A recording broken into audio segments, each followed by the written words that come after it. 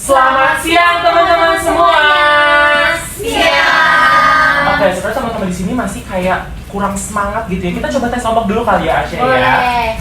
Jadi kalau misalnya saya bilang selamat siang teman-teman semuanya, kalian balesnya siang, luar biasa. Coba ya. Oke.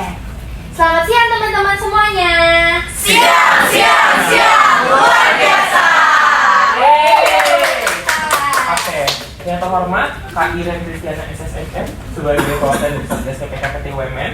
Yang kami hormati Kak Maria Asyanita Gita Elmada, SIKOM MSI sebagai dosen pengampu mata kuliah Public Speaking and Presentation Skills, dan teman-teman yang kami kasihi. Semoga kita semua dalam keadaan sehat dan semangat ya hari ini. Oke, biar kita semakin kenal, saya punya pantun nih teman-teman. Boleh dibantu cakepnya ya? Oke. Pasar malam, pasar Senen. Di jalan pulang, malah kehujanan. Hai halo semuanya. Perkenalkan, saya Asya dan ini partner saya Juan yang akan memandu jalannya acara hari ini. Oke. Pertama-tama, puji dan syukur kita panjatkan karena kita bisa berkumpul di seminar yang berjudul No is No and Everything in Between, mewujudkan kesetaraan gender melalui ruang aman dan edukasi. Dan hadir juga bersama dengan kita pakarnya langsung dari Satgas PPKPT UMN, Kak Iren Kristiana SSMM.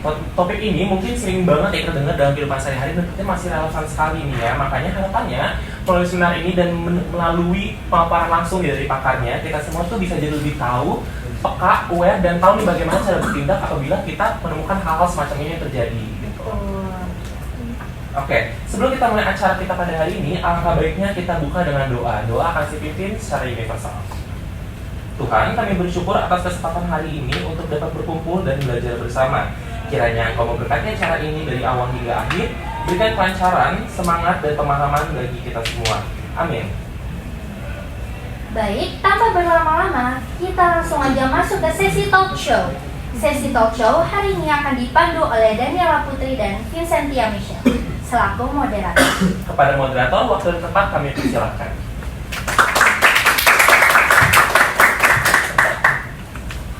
Terima kasih kepada Juan dan Eliasya atas pengantarnya.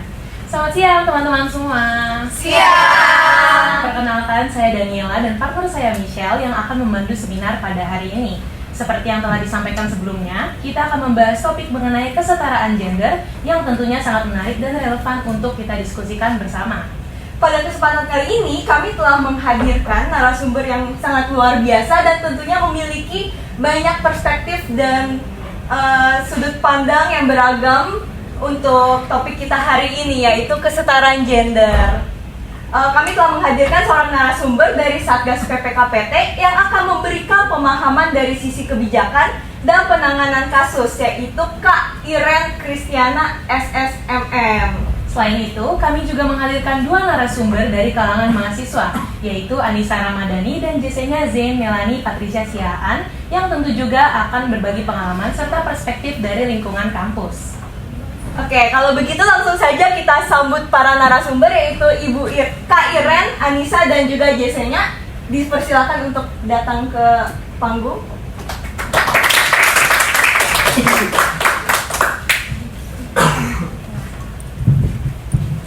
Sebelum itu, para narasumber boleh dipersilakan untuk memperkenalkan diri terlebih dahulu. Mungkin singkat saja dimulai dari Kak Iren sendiri. Oke, selamat siang teman-teman, selamat siang juga Kak Vita. Terima kasih teman-teman undangannya. Saya Iren Kristiana, saya dari salah satu investigator di Satgas PPKPT UMN. Saya juga bekerja di International Student Services untuk membantu teman-teman yang mau pergi ke luar negeri untuk exchange atau ada mahasiswa asing yang ke UMN untuk satu semester exchange. Mungkin selanjutnya bisa Kak Anissa.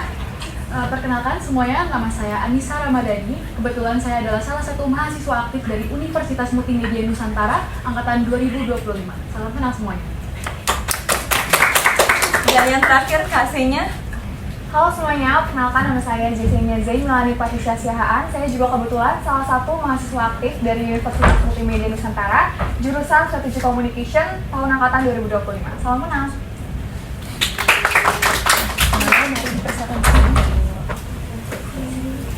Seperti yang sudah disinggung, hari ini kita akan membahas tentang kesetaraan gender yang lebih mengerucut ke arah pencegahan kekerasan seksual dan menciptakan lingkungan kampus yang aman. Kami akan memulai sesi diskusi dari perspektif profesional terlebih dahulunya.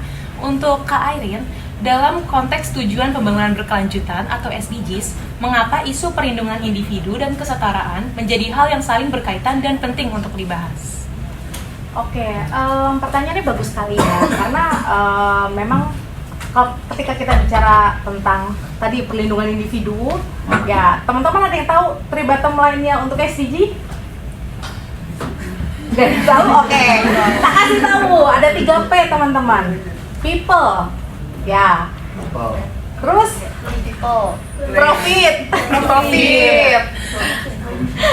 People, profit, dan yang terakhir Satu people, satu profit, satu environment teman-teman. environment. Ya, planet. Oke. Nah, tapi dari 3 pilar itu teman-teman, yang paling utama adalah human-nya, individunya, people-nya sebagai core yang utama ya teman-teman, yang dilindungi. Kenapa? Karena ya kita kan pengen hidup lama kan di bumi, bener kan? Dan kita pengen menjaga sekali lingkungan kita. Gak cuma lingkungan teman-teman, kita juga pengen menjaga hubungan sosial kita satu sama lain gitu. Jadi ya memang kesetaraan gender ini itu sangat menolong setiap orang dapat bersinar tanpa adanya diskriminasi, menciptakan ruang yang inklusif gitu. Jadi setiap orang bisa masuk kemanapun gitu, seperti yang dia harapkan, seperti yang dia inginkan, sesuai cita-citanya, tanpa adanya diskriminasi terhadap apapun, ras, agama, ataupun gendernya gitu teman-teman. Nah dari SDG sendiri, setahu saya itu ada dari 17 pilar itu ada 3 pilar juga yang utama.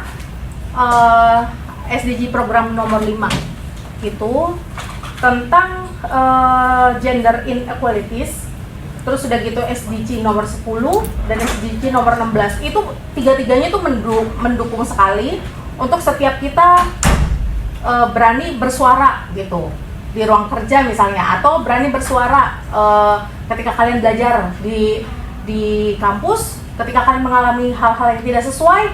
Nah, itu di SDG 16 itu dikupas tuh teman-teman, bahwa ya setiap tempat, pihak, atau dimanapun kalian berada itu harus membantu kalian untuk bisa bertumbuh bersinar gitu. Terus tidak ada yang bisa dipisah-pisahkan dari apa namanya, ya maksudnya ketika satu pribadi, dia berasal dari latar belakang tertentu makanya dia tidak fit masuk ke sini.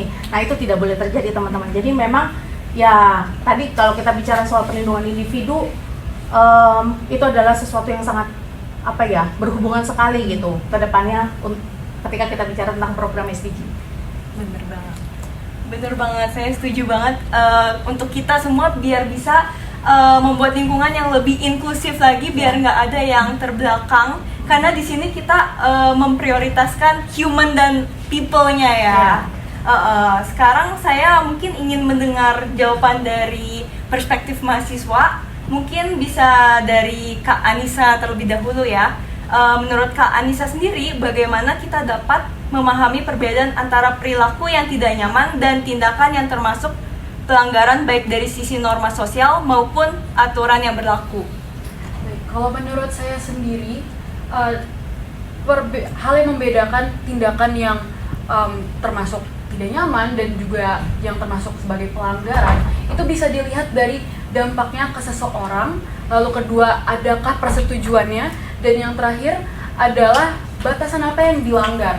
Karena dalam keseharian kita pasti kita ada aja menemukan beberapa hal yang mungkin bagi kita ini biasa-biasa saja dan oke-oke saja, tapi belum tentu pihak lain itu bisa menerimanya dengan baik.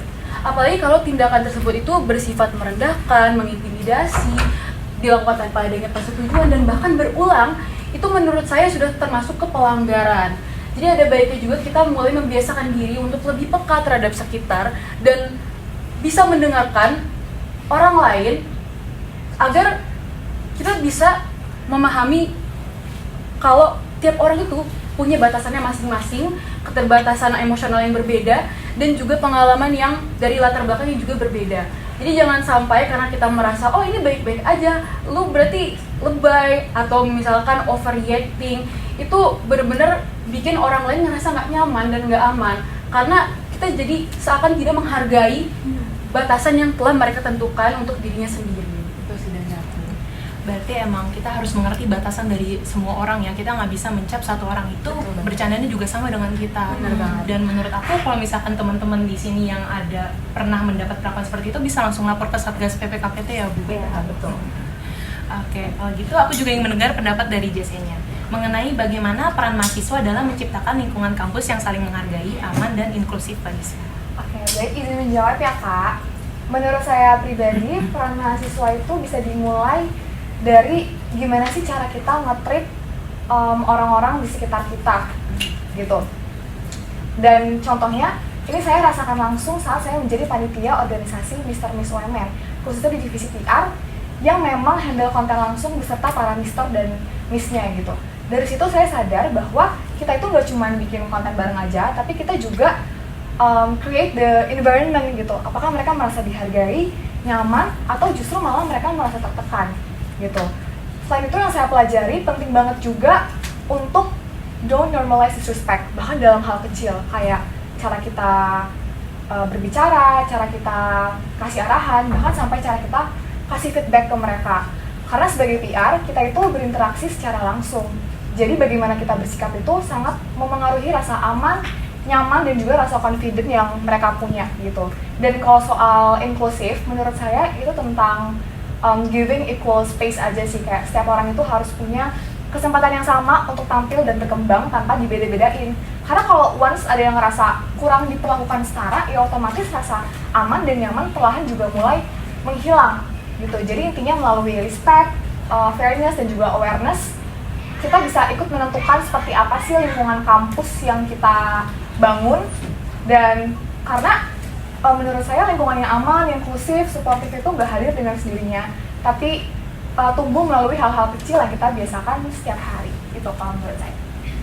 Jujur saya relate dan setuju banget dengan Kak Senya ini, apalagi saya yang sesama mahasiswa ini. Menurut saya lingkungannya inklusif memang harus dimulai dari diri kita sendiri, dari hal-hal kecil seperti bagaimana kita nge-treat orang lain. Mungkin kesannya kayak sepele, tapi itu tuh penting banget untuk membuat lingkungan yang nyaman dan aman buat semua orang.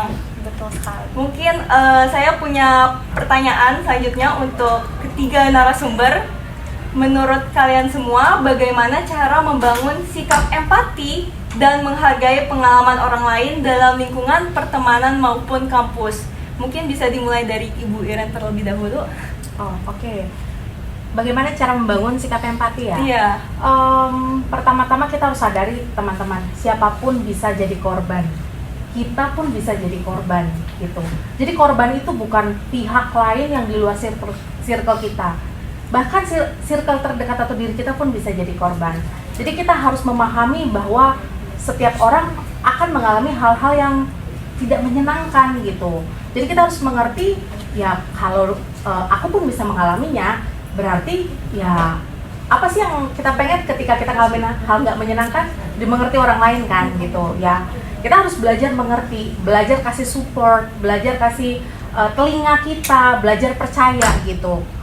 Supaya ya itu empatinya itu dibangunnya secara kolektif gitu. Jadi tidak ada judging teman-teman. Kalau kalian hadir di lingkungan yang full of judgment, ya kita kan berat kan ngejalanin hari-hari kita gitu. Tapi kalau kita tahu lingkungan kita suportif, teman-teman percaya sama kita, ya hal berat pun kita bisa lalui bersama-sama gitu sih.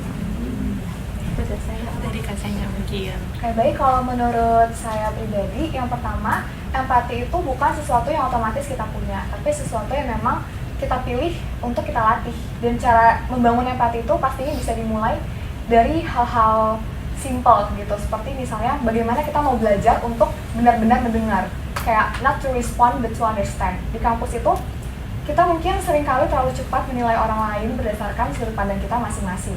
Padahal kan setiap orang tuh punya latar belakang, pengalaman, dan cerita hidup yang berbeda-beda pastinya.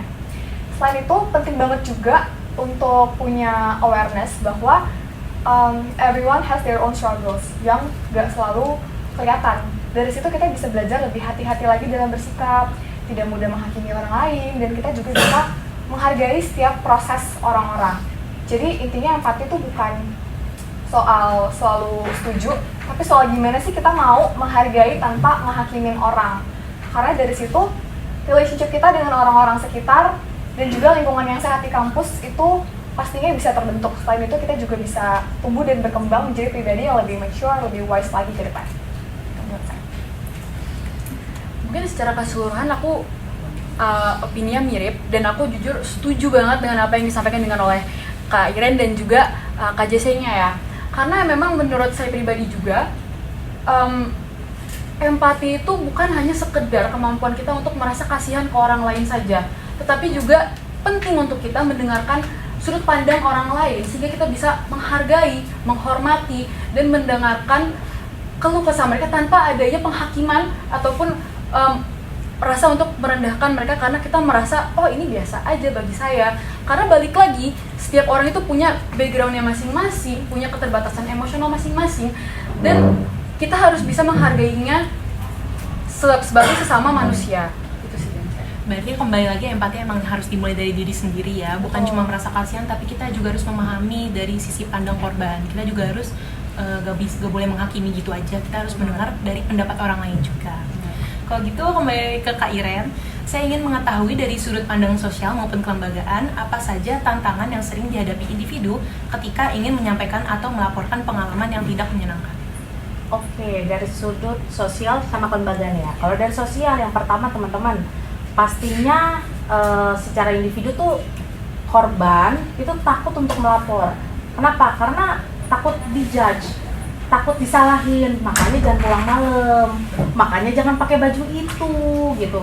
Salah sendiri lagian, diajakin pulang jam segini nggak mau, gitu. Ini pulang sendirian, gitu. Nah, hal-hal seperti itu bikin korban ya tantangan tersendiri untuk korban ketika dia mau melapor, gitu. Sisi sosial lain teman-teman, mungkin adanya perspektif apa ya?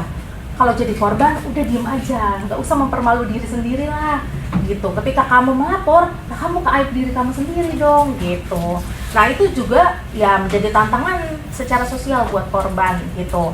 Kalau dari sisi kelembagaan, tantangannya adalah ya gimana sih menciptakan SOP yang jelas atau dengan birokrasi yang sederhana, gitu. Itu tantangan tersendiri tuh. Atau ya bagaimana menciptakan orang-orang yang siap sedia selalu ketika menjadi wadah ketika ada yang mau melapor, gitu. Nah, pengembangan sistemnya ini ya menjadi tantangan sendiri untuk kelembagaan, gitu. Tapi teman-teman jangan khawatir, di UMN Satgas PPKPT punya SOP yang sangat sederhana, teman-teman. Teman-teman bisa langsung melapor ke satgas.as@umn.ac.id. Birokrasinya ribet nggak? Enggak sama sekali teman-teman, gitu. Dan percayalah teman-teman, kalian akan lebih senang kalau ketemu saya atau Bu Intan itu di ruang kelas atau di kantin. Karena kalau kita ketemunya di ruang investigasi, wah kami adalah orang-orang yang sangat serius menjalankan peran kami, teman-teman. Jadi ya itu dia teman-teman, jangan khawatir karena kalau dari sisi kelembagaan UMN itu sangat serius mendedikasikan sekali sistemnya untuk disupport oleh sistem yang sesuai dengan Permendikti, gitu. Sesuai nih cara melapornya, terus sudah gitu orang-orang di dalamnya ada berapa, jadi jumlah-jumlahnya tuh kita sangat sesuai dengan undang-undang yang ada di kementerian. Gitu sih kalau dari saya. Berarti dari sini kita tahu ya teman-teman, kalau misalnya memang secara naturalnya para korban itu biasanya takut ya untuk melapor ke Satgas. Tapi baiknya Satgas di sini itu sangat amat terbuka untuk seluruh mahasiswa di sini. Jadi teman-teman kalau misalnya mengalami peristiwa yang tidak nyaman, jangan takut untuk datang ke Satgas PPKPT UMN, teman-teman. Mungkin saya akan lanjut lagi untuk pertanyaan untuk Ibu Iren. Menurut Kak Iren sendiri, bagaimana sih dampak jangka panjang terhadap kondisi psikologis seseorang yang mengalami pengalaman yang tidak menyenangkan itu, serta bentuk dukungan seperti apa yang dibutuhkan para korban? Oke, dampak jangka panjangnya itu ya tentunya stres berlebihan, teman-teman. Dan ketika korban mengalami kekerasan seksual, jalan hidupnya berubah. terus terang gitu teman-teman, jalan hidupnya berubah. Tadinya anaknya mungkin bright, anaknya adalah anak yang sangat percaya diri, anak yang excellent lah di berbagai hal. Tapi ketika sudah menjadi korban, ada banyak yang terpangkas dari dirinya. Kenapa? Karena dia membawa bagasi sendiri secara psikologis gitu. Jadi ya memang itu kondisi yang sangat berat sekali sih gitu buat korban. Nah, kalau apa yang dia butuhkan ya pastinya dia butuh telinga, dia butuh sandaran, dia butuh support, dia butuh dipercaya bahwa ya dia jadi korban 100% bukan salah dia gitu. Korban bisa ada, kenapa? Karena ada kesalahan dari pelaku, bukan dari korbannya gitu. Itu sih yang paling dibutuhkan oleh korban gitu. Kembali lagi ke empati ya, dimana kita juga nggak boleh nyudutin korban kayak lu pakai baju apa kemarin, itu juga nggak boleh. Kita benar-benar harus membuka telinga kita untuk para korban, nggak boleh dihakimi dan harus mendengarkan sefullnya. Kalau gitu aku pengen balik lagi nih ke perspektif mahasiswa ya. Aku ingin bertanya ke Anissa, apa yang dapat dilakukan oleh mahasiswa ketika melihat atau mengetahui situasi yang berpotensi merugikan orang lain di lingkungan sekitar? Kalau menurut saya pribadi, kita sebagai mahasiswa tentu saja tidak boleh diam saja ketika mengetahui atau bahkan melihat adanya suatu tindakan yang mengarah ke mungkin tindakan yang kurang mengenakan dan merugikan orang lain. Dan mungkin beberapa dari kita ada yang merasa, ini tidak penting karena ini bukan urusan saya, tidak sepatutnya saya mengurusi hal ini. Padahal mindset seperti itu menurut saya itu bisa sangat amat merugikan lingkungan. Karena dengan mindset seperti itu, pelaku bisa merasa tidak jera yang amit-amit dapat menimbulkan korban lainnya. Dan menurut saya pribadi juga, bantuan yang bisa kita lakukan itu mungkin gak harus selamanya melibatkan pelakunya, tapi juga bisa melalui hal-hal simpel seperti dengan cara kita memberi dukungan terhadap korban dan senantiasa mendengarkan dan menanggapi terhadap cerita dari korban tanpa adanya penghakiman seperti yang telah diucapkan oleh Kak Iren sebelumnya terhadap victim blaming dan segala macam. Karena saya pribadi juga sebagai mahasiswa sangat amat concern terhadap masih adanya orang-orang yang berpikir kalau korban itu bisa menjadi cikal bakal terjadinya perlakuan yang kurang mengenakan tersebut. Padahal kenyataannya tidak. Korban adalah korban. Dan kalau memungkinkan, sebaiknya juga kita sebagai mahasiswa juga turut membantu untuk melaporkannya ke pihak-pihak yang berwenang atau ke Satgas PPKPT. Dan mungkin saya mau nambahin juga untuk hal-hal yang mungkin hal ini tuh nggak harus udah terjadi. Mungkin halnya juga baru berpotensi doang tuh juga menurut saya juga cukup buat kita mengambil tindakan. Karena amit-amit daripada hal ini terjadi, mending kita antisipasi dengan cara kita langsung melaporkannya saja. Itu sih dari saya. Jujur saya setuju banget. Jadi dari sini kita belajar untuk melatih empati dan rasa peduli kita terhadap sesama. Jangan sampai kita ngebiarin teman kita kesulitan sendiri, kita bantu dengan support dan bahkan juga kita bisa bantu melaporkan ke Satgas PPKPT sendiri, ya kan Ibu? Mungkin selanjutnya saya mau bertanya lagi kepada perspektif mahasiswa, yaitu kepada Kak Senya. Menurut Kak Senya sendiri, langkah sederhana apa yang bisa kita mulai diterapkan dalam kehidupan sehari-hari untuk mendukung terciptanya ruang yang lebih aman dan juga nyaman tentunya? Kalau menurut saya pribadi, langkah sederhananya itu pasti bisa banget dimulai dari menjadi lebih aware lagi dalam hal-hal detail perintilan kecil gitu mungkin ya, terutama dari cara kita berbicara dan juga merespon orang lain. Mungkin coba untuk think twice before you speak, karena tidak semua hal perlu dikomentari dan tidak semua candaan itu harmless. Kadang sesuatu hal yang mungkin menurut kita biasa aja justru malah bisa banget bikin orang lain kurang nyaman gitu. Selain itu yang kedua, give space, kasih ruang orang lain untuk bisa berpendapat dan juga jadi diri mereka sendiri tanpa langsung kita hakimin. Kita mungkin memang nggak selalu setuju, tapi kita tetap bisa banget buat menghargai, saling menghargai gitu. Selain itu penting banget juga untuk konsisten sama hal-hal kecil, misalnya kayak jangan motong pembicaraan orang lain, Terus kita jangan ikut menyebarkan hal-hal negatif atau yang mengandung kebencian. Terus kita juga bisa menghargai setiap proses orang-orang dan juga bisa bertindak jika memang ada sesuatu yang dirasa kurang tepat atau janggal gitu teman-teman. Jadi intinya be mindful, respect others, dan don't normalize disrespect. Karena ya sebenarnya lingkungan yang aman, nyaman, inklusif itu tumbuh terbentuk dari kebiasaan kecil yang kita repeat setiap hari. Itu kalau dari saya. Berarti lagi-lagi kembali ke empati ya, dimana kita juga harus mengetahui batasan seseorang. Kita nggak bisa menetapkan kalau candaan ini lucu banget nih di saya, tapi kalau di orang lain tuh belum tentu itu lucu. Kalau gitu aku mau balik lagi ke Kak Iren. Apa saja langkah strategis yang dapat dilakukan oleh institusi pendidikan untuk menciptakan sistem yang lebih responsif dan suportif? Oke, sistem yang lebih responsif dan suportif. Sejauh ini menurut dari pendapat saya pribadi, UMN telah melakukan keduanya gitu. Jadi sistemnya sangat responsif, tidak ada laporan yang kita abaikan sama sekali. Bahkan ketika kami dengar dari orang ketiga, biasanya kita langsung panggil tuh mana orang keduanya, mana orang pertamanya. Lalu ketika udah ketemu sumbernya kita minta yuk lapor yuk gitu. Jadi kami berikan support dan kami dorong yuk belajar percaya gitu sama UMN. Tenang aja, Satgas PPKPT tidak akan membocorkan identitas pelapor gitu.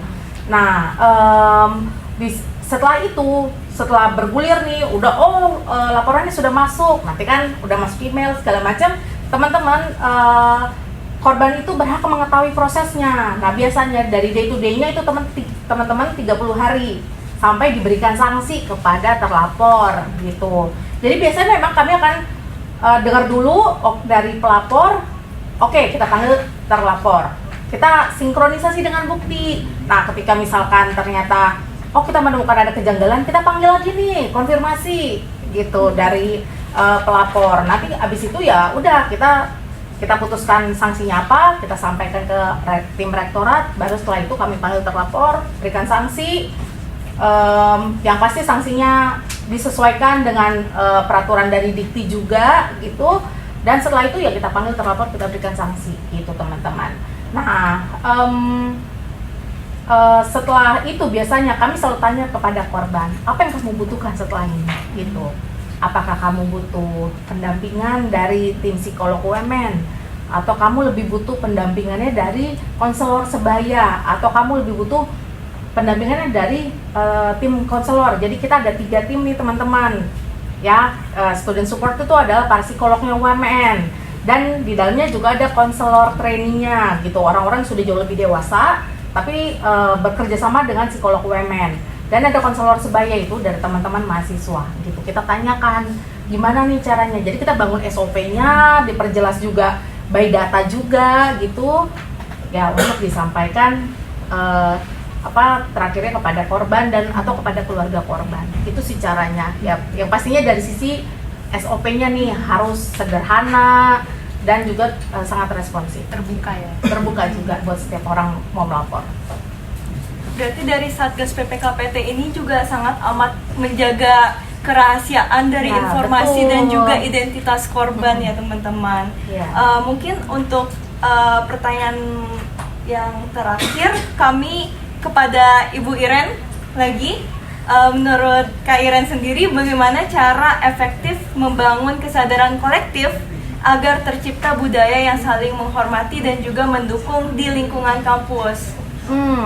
Kesadaran kolektif ya teman-teman. Sebenarnya apa yang Kak Vita lakukan nih di kelas, ini hal yang sangat-sangat positif dan bagus banget gitu. Jadi bisa sama-sama saling membangun nih kesadaran kolektifnya. Oh sadar ada isu ini loh, sadar ada isu ini loh gitu. Nah ini adalah hal yang bagus banget. Ya dengan adanya seminar, dengan adanya sosialisasi, atau juga adanya stiker-stiker di toilet. Kalau teman-teman ke toilet di ada kamar kecil, mungkin teman-teman baca kalau kamu sedih apa ya bisa lapor ke sini. Nah, ya itu teman-teman. Tapi yang paling penting juga adalah ya saling mengingatkan nih teman-teman mahasiswa satu dengan yang lainnya. Oh kalau sweet-sweetin cewek nggak normal loh, bro, itu nggak normal. Stay chill, jangan kayak gitu. Kita kalangan terdidik loh gitu. Jadi saling mengingatkan teman-teman gitu. Kalau misalkan ada yang lagi sedih terus, iya tadi aku diginiin, nah oh iya kamu kenapa, oh iya mana orangnya, oh iya ayo temenin lapor gitu. Itu sih teman-teman caranya untuk membangun kesadaran kolektif, terus digaungkan, terus dikerjakan bersama-sama gitu. Berarti kembali lagi kita juga sebagai teman tuh harus saling mengedukasi ya. Ya. Nggak contoh kayak Candano tadi kelewatan loh. Nah, itu benar-benar harus diedukasi banget. Kalau misalkan dia nggak mau dengerin, ya kita tetap harus edukasi lagi. Ya. Karena itu untuk bagusnya teman kita dan juga lingkungan sekitar, biar nggak kena dampak dari dia juga. Oke, demikian seminar kita sudah selesai sampai di sini teman-teman. Mari kita berikan tepuk tangan untuk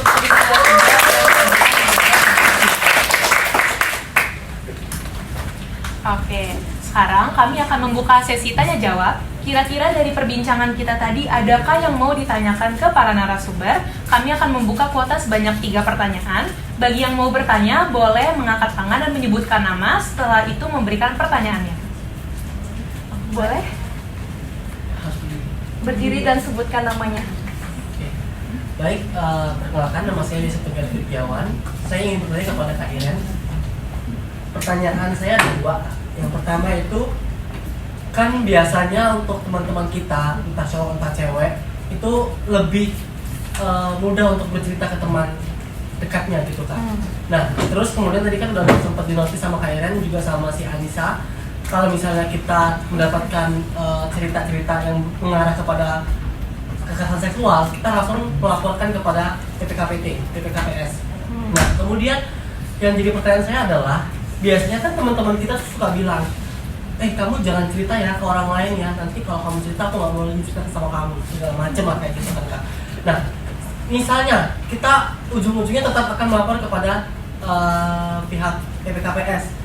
Proses apa yang akan dilakukan oleh pihak PPKPS untuk bagaimana sih cara memanggil korban seperti itu Kak? Sehingga tadi kan Kakak bilang kalau kita sebagai pelapor tidak akan bocor data dirinya segala macam, tapi tetap saja Kak, misalnya teman itu atau orang itu temennya cuma satu, cuma kita, tetap pasti otomatis dia akan tahu kita ngelaporin gitu kan. Padahal dia nggak mau kalau kasus dia akan diurus sama pihak lain, dia cuma mau cerita doang dan lain sebagainya. Itu gimana proses dari PPKPS? Oke. Terus pertanyaan kedua adalah, kita kan membahas tentang kesetaraan gender. Nah, otomatis kesetaraan itu tetap terasa berbeda ya, laki-laki dan perempuan. Menurut Kak sendiri sebagai profesional, variabel-variabel apa saja yang dapat dibilang kalau cowok dan cewek itu setara gitu? Tadi kan Kakak bilang kalau misalnya cewek disweet-sweetin aja udah termasuk dalam pelanggaran kekerasan seksual.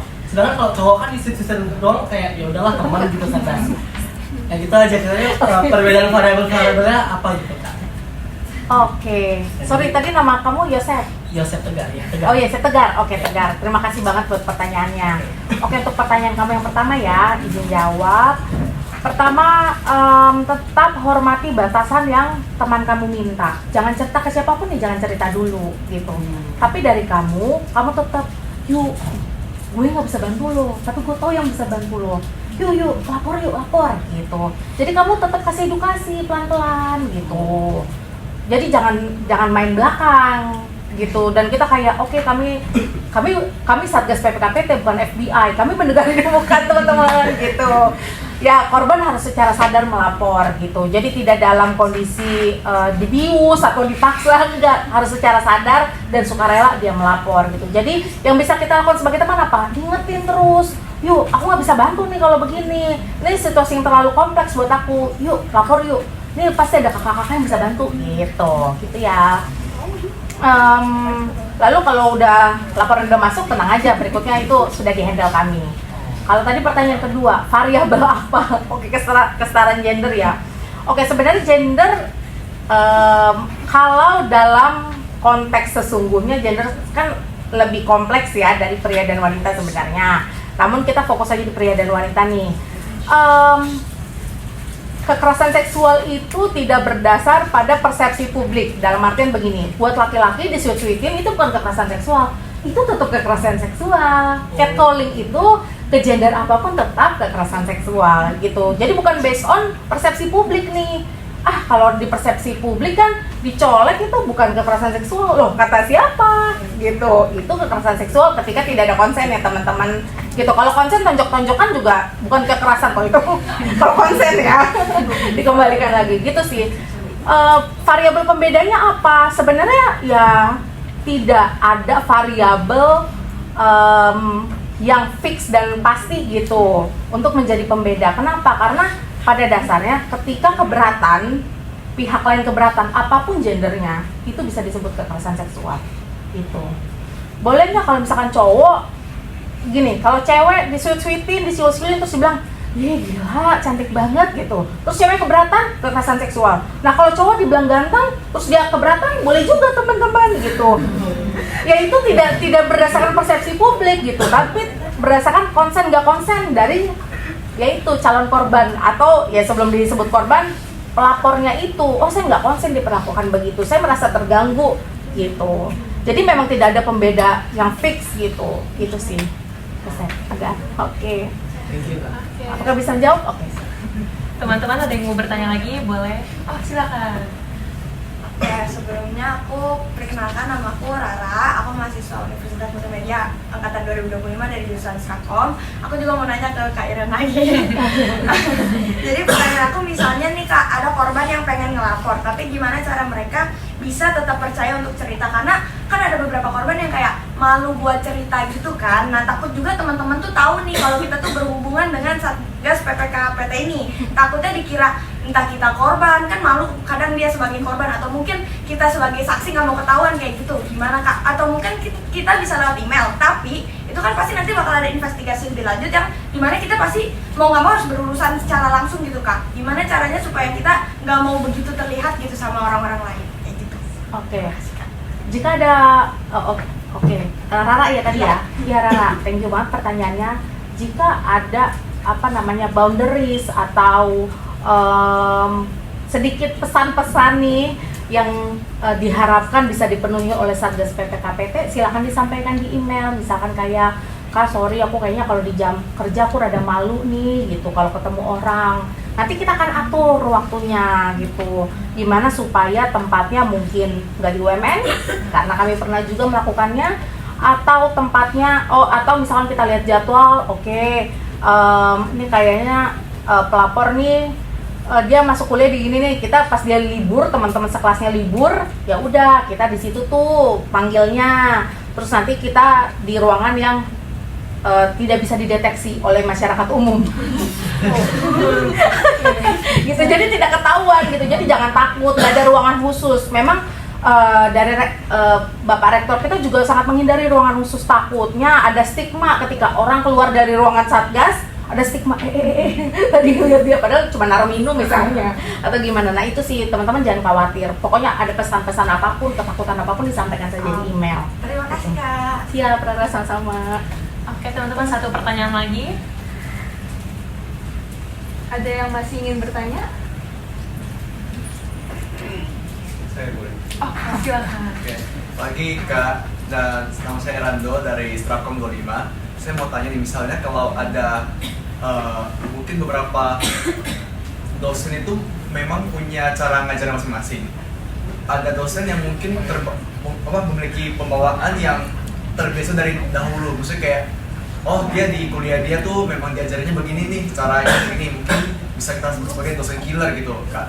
Nah, dosen killer ini kalau kita bisa, misalnya mereka itu menerapkan cara itu ke zaman sekarang, akan terkesan seperti kekerasan, padahal itu adalah cara ajar di tahun 2000-an atau tahun sebelumnya gitu. Makanya yang bisa bikin bingung adalah apakah kita harus melaporkan atau ini memang hal yang wajar karena dia itu bukan kekerasan, cuma dia lebih tegas dan memang agak-agak kesannya membentak Kak, cuman enggak, soalnya bukan secara fisik gitu.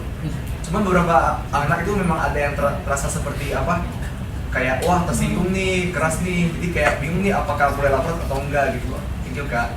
Oke. Ini berarti kekerasan tanpa seksual ya? Tadi, sorry namanya? Erando. Erando? Iya. Oke, Erando. Ini kekerasan tanpa seksual ya, Erando? Seksual. Oke. Di Satgas PPKPT itu ada 2 tim di dalamnya. Ada Satgas PPKS untuk kekerasan seksual, ada tim Dewan Etik juga. Nah, kamu feel free kalau misalkan atau nggak cuma kamu, ada siapapun teman-teman itu feel free kalau misalkan merasa bahwa oh ini kayak cara ngajarnya nggak sesuai nih dengan generasi sekarang gitu. Mungkin generasi dulu sesuai tapi generasi sekarang nggak sesuai misalnya. Teman-teman bebas banget untuk melapor gitu. Nanti pastinya percayalah bahwa tim Satgas PPKPT ini kami akan melakukan investigasi. Kenapa perlu memanggil terlapor? Supaya hasil sanksinya nanti adil gitu. Ada nggak dari kasus-kasus yang pernah dilaporkan terbukti bahwa terlapor tidak bersalah? Ada teman-teman gitu. Jadi kita nggak begitu, walaupun kami prinsip dasarnya adalah kami berdiri bersama korban, tapi kami akan cek gitu bener nggak gitu. Tapi ya diharapkan teman-teman ketika pengecekan terjadi pun ya jangan takut untuk melapor. Menurut saya ini nggak sesuai loh, ya sampaikan saja nggak sesuai, kalian tidak akan dijudge kok. Ya gimana sih ini, masa kamu nggak sesuai dulu? Aku SD ditampar sama guru diem aja, ya itu nggak akan digituin. Jadi ya pasti kalian akan didengar gitu. Oke, ada kebutuhan ini, ada laporan ini, diharapkan begini, ya pasti dari tim Dewan Etik pun akan bekerja untuk ya menelusuri kondisinya gitu. Jadi jangan takut untuk melapor. Gitu. Sama-sama. Baik, mungkin sekian cukup untuk sesi Q&A kita pada hari ini. Mari berikan tepuk tangan sekali lagi untuk para narasumber. Terima kasih juga untuk para audiens yang sudah mengikuti acara dengan sangat baik. Tepuk tangan sekali lagi.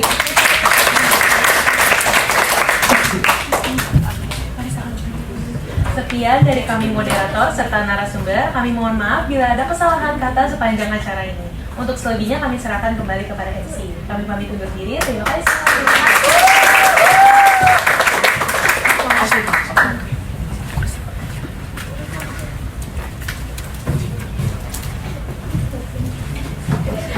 Baik, terima kasih kepada teman-teman yang sudah berpartisipasi dalam sesi tanya jawab hari ini. Nah, serta kepada para narasumber tentunya dari diskusi tadi kita, jadi kita semakin paham bahwa menciptakan lingkungan yang aman dan suportif itu membutuhkan peran serta kesadaran bersama.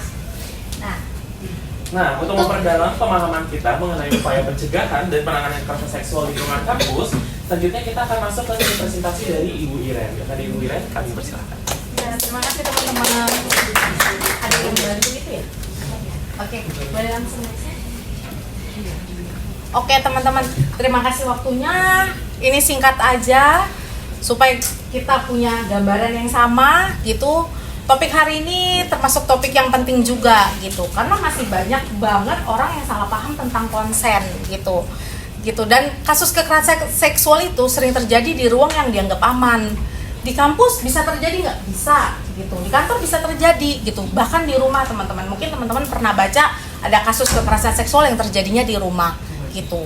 Dan memang hingga saat ini masih menjadi sebuah perjuangan kita bersama sebagai penduduk di muka bumi bahwa kesetaraan gender tuh belum sepenuhnya tercapai gitu teman-teman.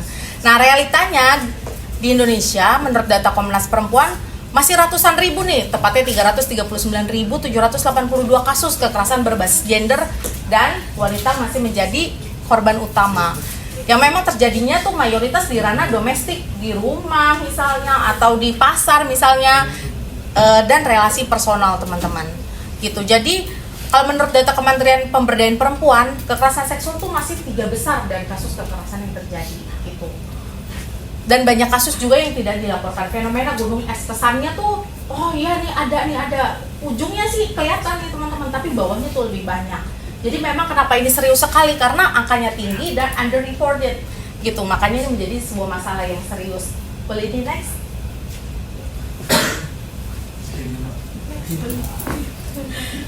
Nah, teman-teman, apa sih itu konsen? Pertama, kalau setuju pasti diucapkan dengan lugas dan jelas teman-teman.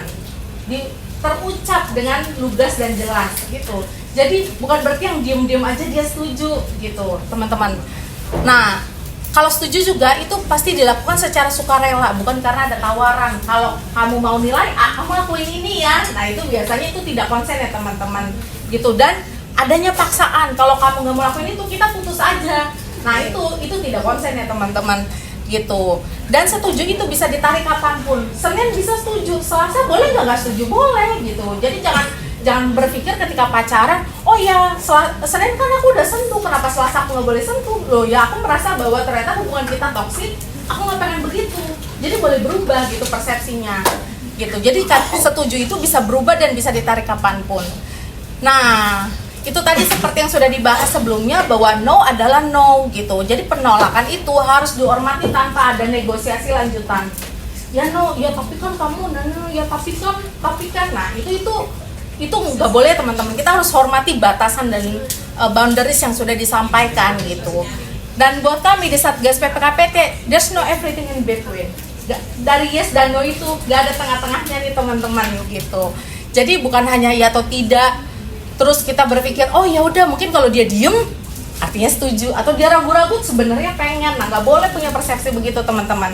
Ketika ragu-ragu tandanya tidak setuju, karena tidak diucapkan secara lugas dan eksplisit ya. Gitu. Kalau terpaksa pun itu bukan berarti setuju teman-teman. Jadi kalau konsen itu harus antusias dan disampaikan dengan eksplisit gitu. Jadi kalau dia nggak konsen, dia jawabnya tidak antusias, ya berarti kemungkinan besar ya dia tidak konsen. Nah ini bentuk kekerasan seksual teman-teman. Mungkin teman-teman udah tahu ya bahwa pelecehan verbal, catcalling segala macam itu kekerasan seksual ya. Atau saya pernah ketemu juga ada teman-teman mahasiswa yang di poster Satgas PPKPT terus ketawa-ketawa, ih gitu. Terus udah gitu, ya udah kita coba aja catcalling gitu. Terus kita waktu itu saya sama tim Satgas tuh lagi ada, terus kita ketawa, Dek, kamu jurusan mana? Terus mereka langsung panik gitu. Nah ini bukan buat dicoba-coba ya teman-teman. Ketika di catcalling pun mau perempuan ataupun laki-laki itu merasa dirinya tidak berharga teman-teman. Nah kita kan nggak suka ya direndahkan orang gitu. Jadi kita jangan lakukan itu. Atau sentuhan tanpa izin. Kan kita pacaran, aku pengen sentuh kamu, nggak boleh juga teman-teman. Pacarnya berhak melapor banget tuh gitu. Terus adanya tekanan emosional untuk hubungan gitu. Kalau kamu nggak mau dipegang, kita nggak bisa lanjut pacaran. Nah itu sudah kekerasan teman-teman. Terus penyebaran konten intim tanpa izin dan kekerasan fisik dalam hubungan pacaran. Oke, boleh nextnya. Kenapa masih terjadi ya begini teman-teman? Budaya patriarki bahwa normal buat laki-laki merasa terangsang. Nah itu tuh budaya patriarki yang hingga hari ini masih kami hadapi. Normal ketika dia merasa terangsang karena apa? Karena mahasiswa ceweknya pakai baju begini misalnya, dan itu ketemunya di mall, ketemu lagi di kelas, dia merasa terangsang, berhak gitu. Itu nggak boleh tuh teman-teman. Terus victim blaming, ya selalu korbannya disalahin, makanya jangan begini, makanya jangan begitu gitu ya. Terus kurangnya edukasi konsen, berpikir bahwa ketika senyum malu-malu, senyum simpul-simpul, sebenarnya dia tuh 20%-nya mau, ya udah kita gas aja mau gitu, nggak boleh begitu juga teman-teman. Gitu. Nah, adanya ketimpangan kekuasaan atau power relation. Mungkin dianya posisi lebih dari kita, jadinya kitanya merasa ketakutan gitu. Teman-teman jangan khawatir, mau siapapun pelakunya akan diproses sesuai gitu. Boleh di next Kak. Nah, dampaknya apa? Tadi udah kita bahas ya, ada trauma psikologis, terus mungkin ya penurunan performa akademik atau kerja dan kehilangan rasa aman. Tidak lagi merasa aman waktu datang ke UMN misalnya. Tidak lagi merasa aman ketika belajar di kelas, tidak lagi merasa aman ketika mau ketemu teman yang itu, dosen yang itu gitu. Atau staff yang itu, udah nggak ada rasa amannya gitu. Buat institusi ya reputasinya rusak, lingkungan jadi nggak kondusif. Nah, tadi kita udah bahas ya teman-teman bahwa kesetaraan gender itu berarti setiap orang apapun backgroundnya punya akses yang adil, punya kesempatan yang sama dan perlakuan tanpa diskriminasi. Jadi gimana ciptain ruang aman? Ya, dengan menggaungkan itu loh teman-teman, kesetaraan gender buat setiap orang. Gitu Kak. Nextnya Kak. Gimana semua bisa berperan? Peran mahasiswa apa? Berani berkata tidak. Nggak nyaman artinya tidak teman-teman. Jadi jangan takut berkata tidak. Terus hormati juga batasan orang lain. Hormati nih batasan orang lain. Oh sorry, kamu crossing boundaries aku gitu. Dan disampaikan dengan jelas gitu. Terus jadi aktif bystander. Tadi ada beberapa pertanyaan yang bagus juga bahwa nih aku melihat, terus tapi temen aku nggak mau ngelapor, ya udah teman-teman jadi aktif bystander gitu. terus-menerus diedukasi temannya untuk dia mau melapor ya. Jadi jangan takut buat melapor dan laporkan kejadian. Nah, perannya UMN, kita punya SOP yang jelas, menyediakan kanal pelaporan, pasti menindak tegas pelaku, dan juga kami memberikan support kepada korban. Nah, gimana sih kita bisa berperan? Mulai dari diri sendiri, dengarkan dirimu, hormati dirimu, lindungi dirimu. Sama ketika kita dengar dari teman kita, dengarkan teman kita, hormati teman kita, juga lindungi teman kita. Jadi ya respect itu adalah fondasi utama dari kesetaraan itu sendiri, teman-teman. Nah, ini key takeaways-nya bahwa no itu harus selalu dihormati, konsen itu harus jelas ya teman-teman, dan sifatnya sukarela. Jadi kesetaraan gender adalah tanggung jawab bersama. Ruang aman tidak terjadi secara otomatis. Setiap kita harus bekerja sama bareng-bareng, gitu. Menciptakan tadi itu kesadaran secara kolektif. Oke, nextnya, udah nih. Ya, jadi kesetaraan gender dan ruang aman bukan hanya tanggung jawab institusi, bukan hanya tanggung jawab UMN atau tanggung jawab Bapak Ibu dosen, bukan tanggung jawab kita aja atau Pak Rektor aja gitu. Tapi setiap kita teman-teman, kita punya tanggung jawab bersama, komitmen bersama, saling menghormati, melindungi, dan memastikan setiap suara berhak didengar. Itu aja dari saya. Baik, terima kasih kepada Khaira atas presentasinya. Kita berikan tepuk tangan sekali. Nah, semoga apa yang kami dengarkan bersama tadi dapat menambah pemahaman kita mengenai kekerasan seksual dan pentingnya kesetaraan gender, serta mendorong kita untuk menciptakan lingkungan yang lebih aman dan saling menghargai. Betul, kami juga mengucapkan sekali lagi terima kasih kepada Kak Iren dari Satgas PPKPT UMN dan teman-teman semuanya sudah menyempatkan waktunya hari ini. Dan kita juga jadi tambah wawasan mengenai kekerasan seksual dan pentingnya kesetaraan gender. Ya, dan tidak lupa kami juga mengucapkan terima kasih kepada teman-teman yang telah menjadi narasumber, baik dan teman-teman juga yang menjadi audiens pada hari ini. Ya, semoga diskusi ini tidak berhenti di sini aja, tapi dapat kita refleksikan dan terapkan pada kehidupan kita sehari-hari, sehingga kita bisa turut menciptakan lingkungan yang lebih aman, saling menghargai dan setara. Akhir kata, kami mohon maaf apabila ada kekurangan selama memandu jalan hari ini. Saya Alicia Pauline dan saya Joan Casey, pamit undur diri. Sekian dan terima kasih.